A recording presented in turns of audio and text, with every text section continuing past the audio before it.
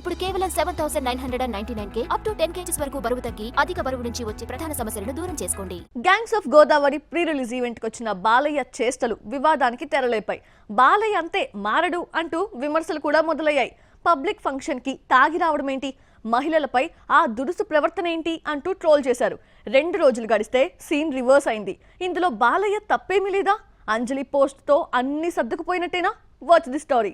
Gangs of Godavari pre release ఈవెంట్లో బాలకృష్ణ అంజలిని తోసేయడంతో నెటిజన్లు చాలా మంది బాలయ్యని ట్రోల్ చేస్తున్నారు.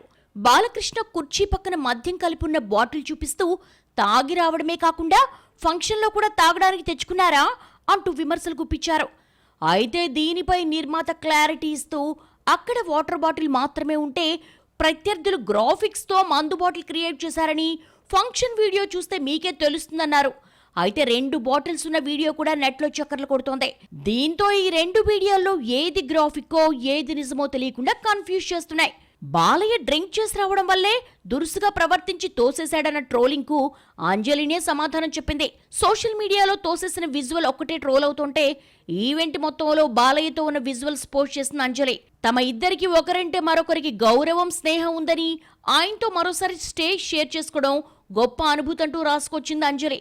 ఈ ఇద్దరూ కలిసి డిక్టేటర్ మూవీలో నటించారు. స్టేజ్ మీద బాలకృష్ణ అంజలిని తోసేసిన విజువల్ నేషనల్ మీడియా వరకు వైరల్ అయింది. ఇక సోషల్ మీడియాలో అయితే పెద్ద ఎత్తున ట్రోలింగ్ నడిచింది. అంజలి మీద సానుభూతి చూపిస్తూ బాలయ్యను భారీగా ట్రోల్ చేశారు. చివరికి ఇద్దరి మధ్య మంచి స్నేహం ఉందని అంజలి చెప్పడంతో ట్రోలింగ్ కు ఫుల్ స్టాప్ పడింది.